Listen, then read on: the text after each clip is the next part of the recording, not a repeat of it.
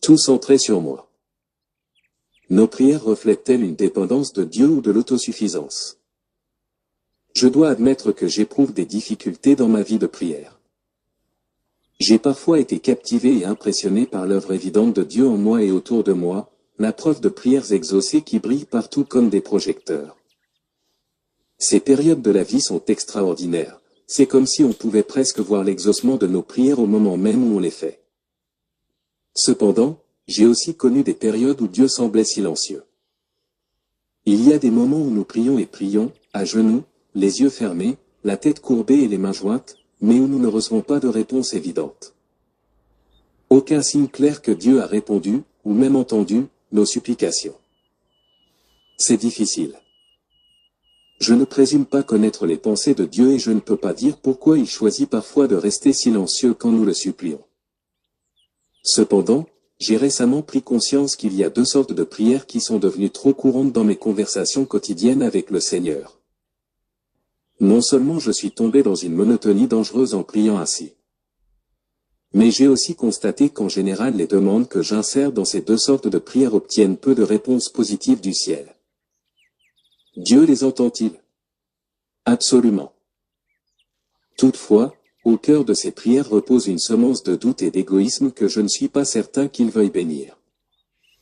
En fait, je crois que Dieu choisit de retenir son exaucement pour ne pas encourager ma façon immature de prier. J'appelle ces deux types de prières, Seigneur, Messie. Et Seigneur, fais que je. Et j'essaie de les enrayer de ma vie de prière depuis plusieurs mois. Seigneur, Messie. Tout ce que vous demanderez avec foi par la prière, vous le recevrez. Matthieu 21 verset 22. Peu de choses vous poussent à prier comme les bouchons de circulation. Un matin, ayant quitté la maison plusieurs minutes en retard, je me suis retrouvé à dire une prière que j'ai certainement faite 5 jours par semaine. Elle ressemblait à ceci: Seigneur, fais que je ne sois pas pris dans un bouchon ce matin, mais si c'est le cas, aide-moi à rester calme et que ce temps en voiture jusqu'au travail soit un moment spécial avec toi. Chaque jour, on entend des gens faire des prières semblables au chevet de lit d'hôpital. Seigneur, guéris notre frère en Christ, mais si tu choisis de ne pas le guérir, donne-lui la paix durant cette terrible maladie. J'appelle ce type de prière Seigneur, Messie. Et je suis certain que vous pourriez en ajouter quelques-unes à la liste.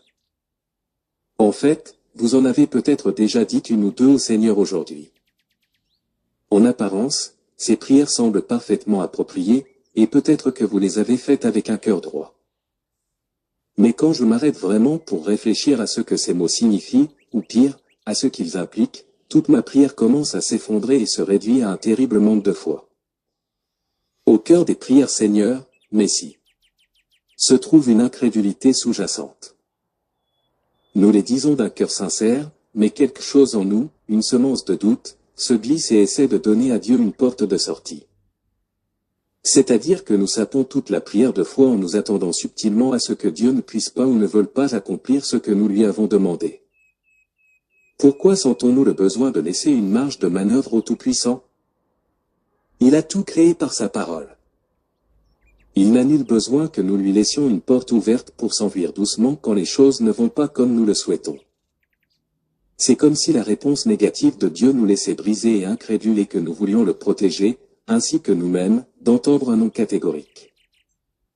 Dieu ne craint pas de nous répondre non quand nos prières ne correspondent pas à sa volonté parfaite. Il n'a pas honte de sa réponse et il s'attend à ce que nous considérions sa parole et continuions à croître spirituellement en face de la bénédiction comme de l'adversité. Soyons réalistes, nous rencontrerons des moments difficiles.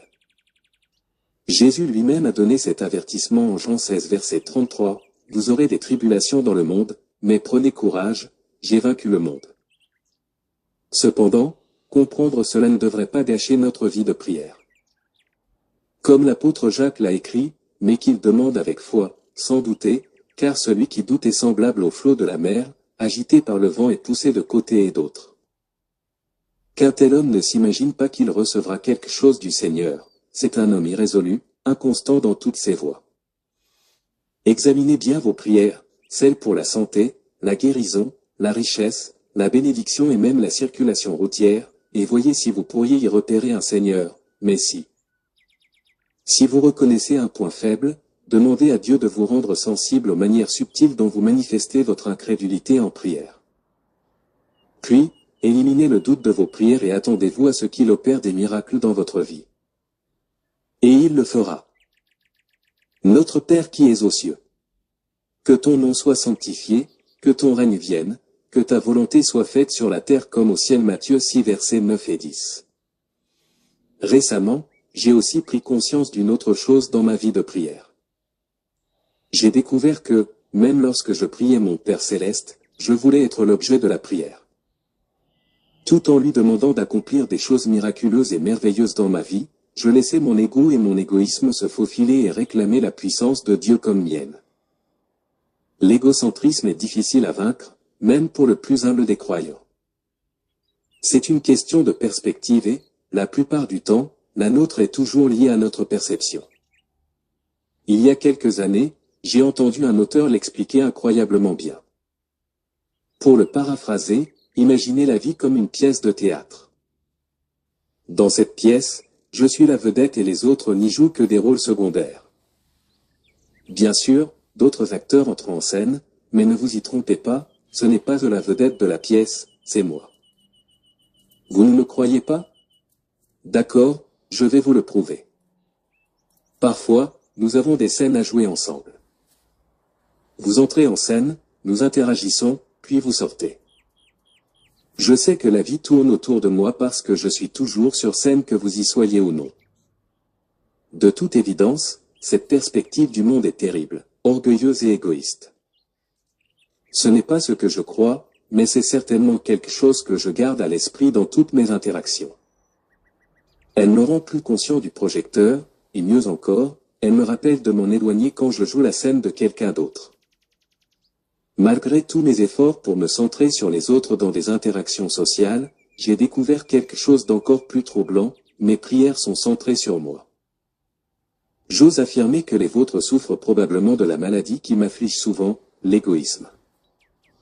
Il s'est infiltré dans le langage que j'utilise lorsque je demande à Dieu, « Seigneur, fais que je... » Cela vous semble familier?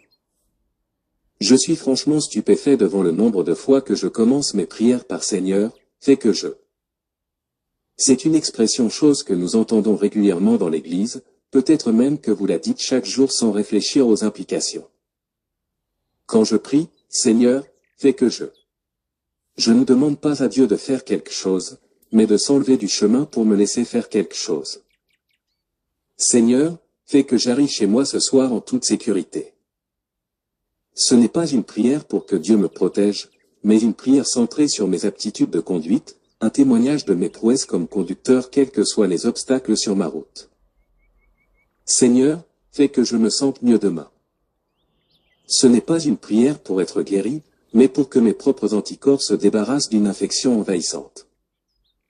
Seigneur, fais que je sois un meilleur père. Trop souvent, ce n'est pas une prière pour que Dieu change mon cœur, mais pour que je réussisse par moi-même à être un meilleur père. Toutes les fois que je dis, Seigneur, fais que je ne demande pas à Dieu de révéler son extraordinaire puissance, mais de ne pas faire ombrage à mes excellentes capacités. Et cela ne marchera pas. Dieu connaît notre cœur lorsque nous prions. Certains affirment que les paroles ne sont pas importantes. C'est peut-être vrai, les paroles peuvent ne pas compter pour Dieu, mais les mots que j'utilise quand je lui parle sont importants pour moi. Ils me façonnent. Ils dirigent mes pensées et les orientent parfois vers les mauvaises choses.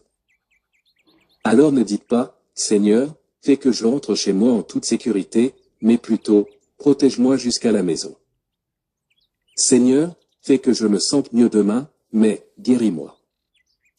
Seigneur, fais que je sois un meilleur père, mais, brise mon orgueil et remplis mon cœur d'un amour de serviteur toujours plus grand pour mes précieux enfants.